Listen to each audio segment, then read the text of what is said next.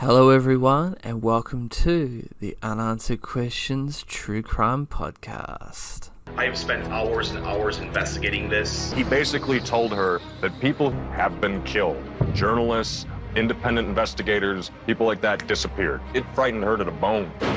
There's more to the story than meets the eye. There were rumors of torture and homicide and sexual abuse, all sorts of egregious, horrendous crimes. He was polygraphed 3 times. Each of those 3 showed evasions. His resumes were a skeleton of truth. He was mad at the world, and particularly mad at the government. The study that he commissioned described a fictional terrorist attack.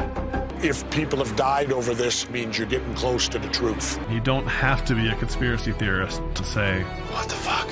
Hello everyone, and welcome to another episode of my new podcast, Unanswered Questions, where every week we will endeavour to discuss a mysterious unsolved case that has many lingering unanswered questions. So I hope you enjoy, and as always, leave me some feedback on what you think about the show, and rate it as well. Now on to the show. This week we'll be talking about the South Canterbury Finance scandal. Now, South Canterbury Finance was New Zealand's largest locally owned finance company when it collapsed in August 2010, triggering a $1.6 billion bailout of investors' deposits by the New Zealand government. Almost $1 billion was recovered by receivers.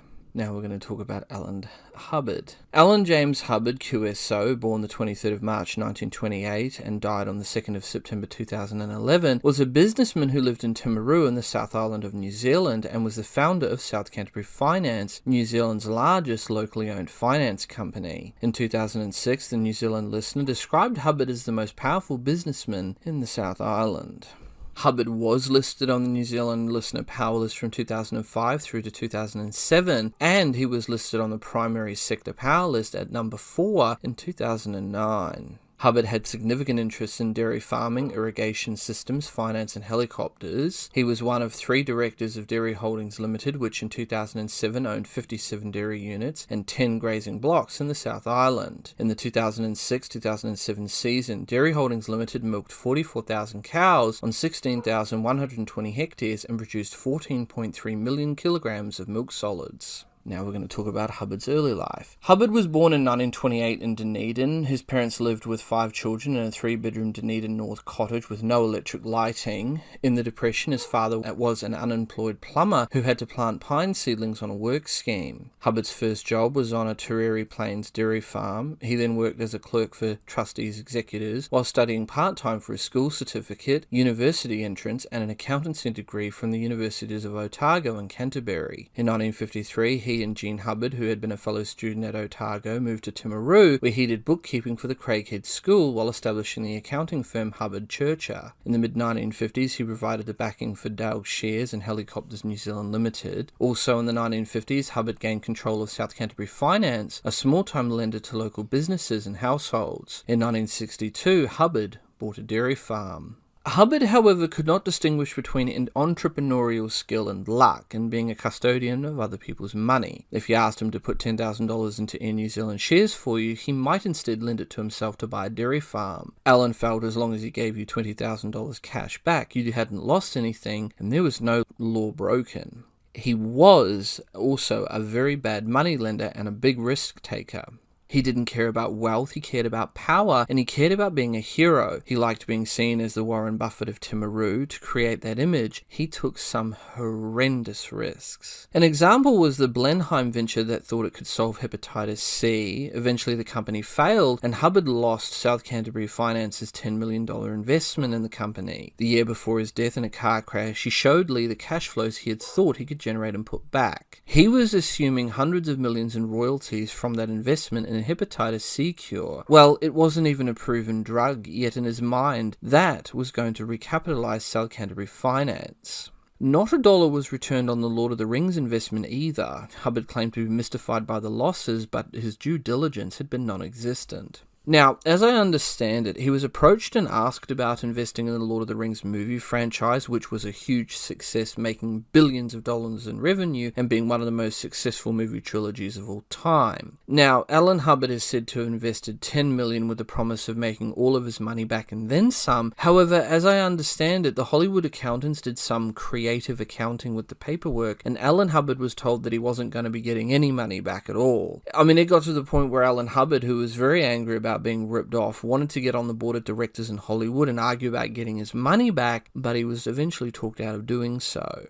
Now we're going to get into the history of South Canterbury Finance. In 1926, South Canterbury Finance Limited started as a small-time lender to local businesses and households in the South Canterbury town of Timaru. It was then named South Canterbury Loan and Finance, and it specialised in small personal loans. Alan Hubbard bought South Canterbury Finance in either the 1950s or in 1960. Lee says that Hubbard and Hugo Fanning established South Canterbury Acceptances and South Canterbury Credit Corp by 1960. They acquired South Canterbury Finance, SCF, by 1963 from a group of businessmen including a member of the Todd family. In 1964, Hubbard bought Fanning out, becoming the sole owner. The originally modest company began to achieve real size after buying Canterbury Finance from Humphrey Ralston in 1986 in return for a 23% holding in Southbury Group, the owner of an SCF and Hubbard's other assets. Holston and Hubbard established a series of regional finance companies, and Ralston left SCF in 2004. By 1992, South Canterbury Finance had become New Zealand's 10th largest finance company, and in 1992 it was the 7th largest. Hubbard was considered the driving force behind the company's growth, as it ultimately became the largest financial institution in the South Island. By the late 2000s, South Canterbury Finance had 35,000 investors, and its assets were considered to be worth almost 2 billion New Zealand dollars. South Canterbury Finance owned 13 companies, including fruit packaging and warehousing company Scales Corporation, helicopter and tourism business Helicopters NZ, and a third shareholding in Dairy Holdings Limited, New Zealand's largest dairy farming group. Now we get into its lending practices. Despite its reputation as a South Island rural lender, South Canterbury Finance had made loans to property development throughout New Zealand, Australia and Fiji. On the 30th of June 2009, property loans were $414.2 million. Real estate lending represented 207 loans with an average net loan value of $1.15 million. Further, 37% of lending was secured by second or lower ranking mortgages. There were 10 property loans greater than $10 million. For some lending, the interest was capitalised into the loan debt, so borrowers did not have to immediately fund interest payments. One example of a bad property investment was Oak Ridge Resort, the largest resort in Wanaka. In September of 2009, Oak Ridge went into receivership after a default on loan payments for a collapsed 48-villa 25-hectare development. SCF was owed millions of dollars because of this. As of December 2009, SCF had $1.55 billion of deposits and indentures, which were guaranteed under the government's Crown Retail Deposit Guarantee Scheme until October 2010. Rating agency Standard & Poor's stated that SCF had urgent problems to tackle, and it moved SCF from negative credit watch to a BP plus credit rating. South Canterbury Finance appointed corporate recovery specialist Sandy Mayer as chief executive with a brief to restructure the finance company and its loan book. Now we get into the collapse of South Canterbury Finance.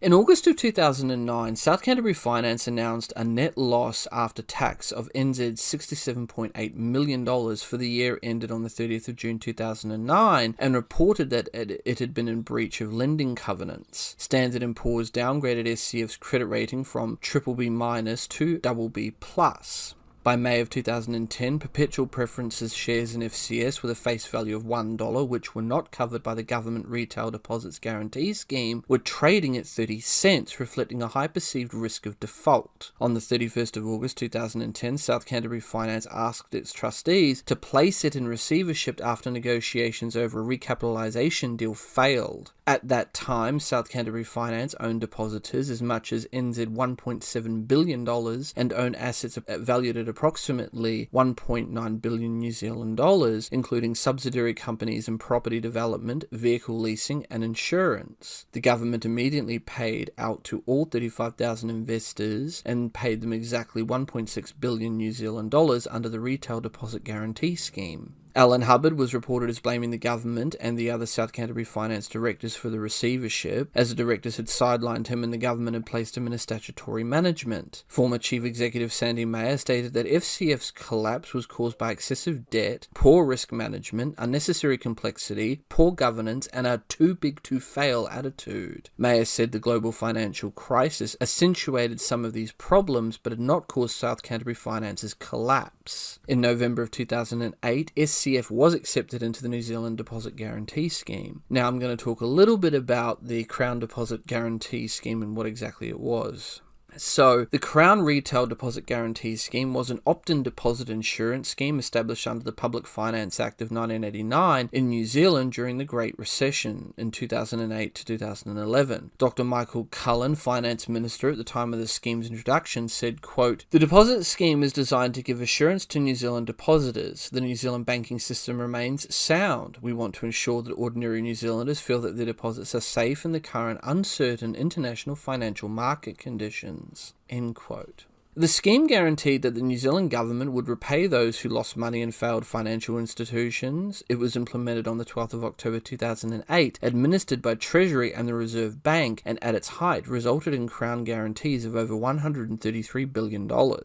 96 institutions were covered by the scheme, 16 non-bank deposit takers, 12 banks and 24 collective investment schemes. All guarantees had ended by December of 2011.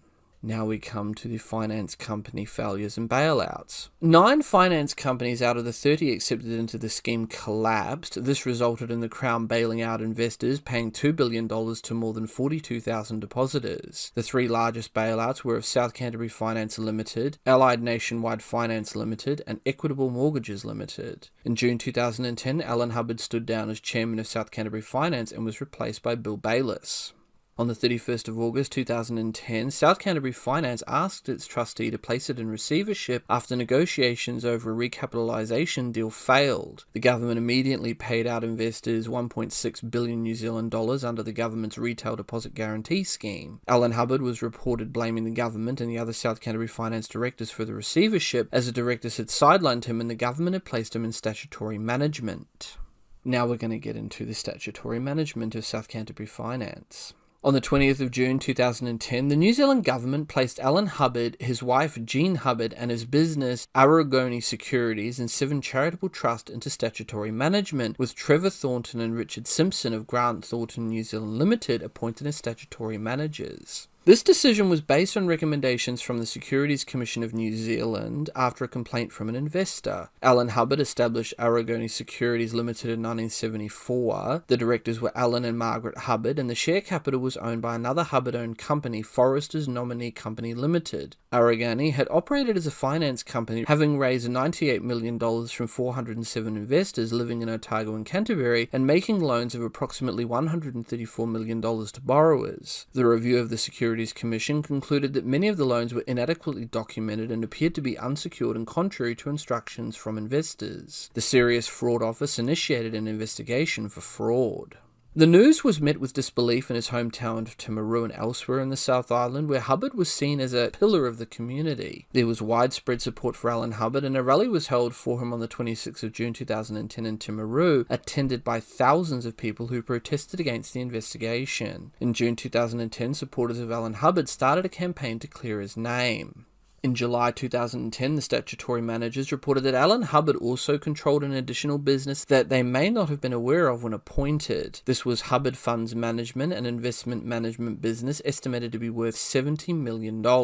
It had inadequate accounting records consisting of a handwritten cash book and journals maintained by Mr. Hubbard. In September of 2010, 2 further companies related to Hubbard's Funds Management, Hubbard Churcher Trust Management Limited and Foresters Nominee Company Limited, were also placed under statutory management. On the 11th of May 2011, Alan and Jean Hubbard filed judicial review proceedings in the Timaru High Court to challenge the decision to place them into statutory management. 2 other assessments of the statutory management were also released in September of 2011. On the 6th of September 2011, Kerry Grass released a report to the government. Businessman Turboran also provided a report on the statutory management. After an independent review of the statutory management organised by the Registrar of Companies, Jean Hubbard was released from statutory management on the 11th of November 2011. In May of 2012, statutory managers Grant Thornton New Zealand Limited reported that investors in Hubbard Management Funds were owed $82 million and the fund was valued at $44.8 million. Grant Thornton asked the High Court to decide how to distribute the fund given the lack of a prospectus business, and given that the largely fictional investor statements had not been reconciled to investment assets for 3 years. In October 2015, statutory managers Grant Thornton reported paying out 99% of the money investors put into Aragoni Securities Limited and all of the money originally put in by investors to Hubbard Management Funds. This led critics to question whether statutory management had been necessary or if the right approach had been taken by the statutory managers during the period of administration.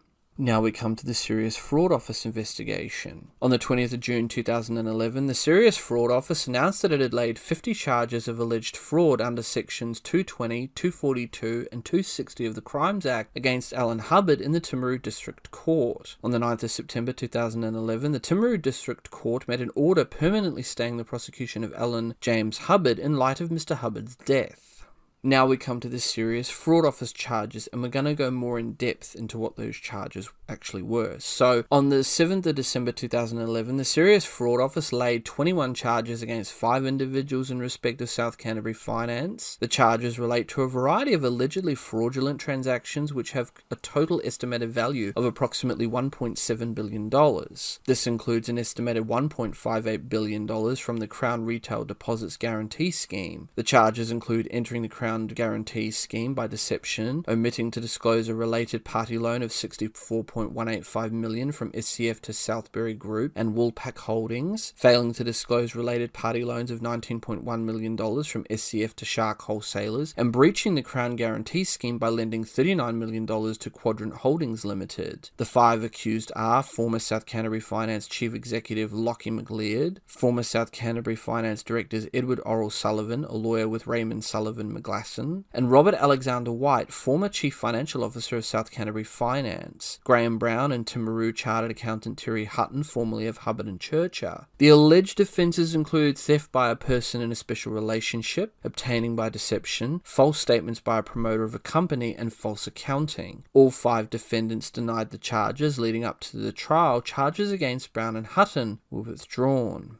After a trial lasting 5 months, on October 14th of 2014, the Timaru High Court handed down verdicts on the 3 defendants who stood trial. Robert White and Lockie McLeod were found not guilty on all charges, while Edward Sullivan was found guilty on 5 charges he faced and not guilty on 4 other charges. Now we come to subsequent events. In 2017, Capi shareholder Chris Lee investigated the possibility of legal claims by investors to be funded by an Australian litigation funding company, but these have not eventuated. In 2017, the High Court ruled that former investors would receive more than $9.4 million from the proceeds of Alan Hubbard's estate. In 2019, Capi shareholder Chris Lee wrote a book, The $1 Billion Bonfire, criticising the sale of SCF assets by the receivers as a fire sale and asking why overseas offers were not taken up.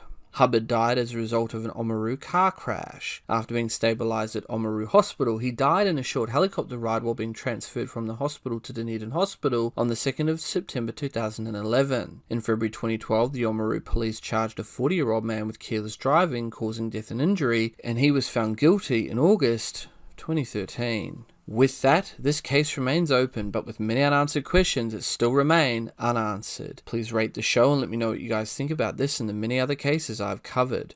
You can follow me on all major social media platforms, YouTube, BitChute, Dailymotion. I'm also on Twitter and Instagram. Links are all down below in the description. If you have a case you'd like me to have a look at or cover, don't hesitate to send me a message. I'm your host, and this has been the Unanswered Questions Podcast. Until next time.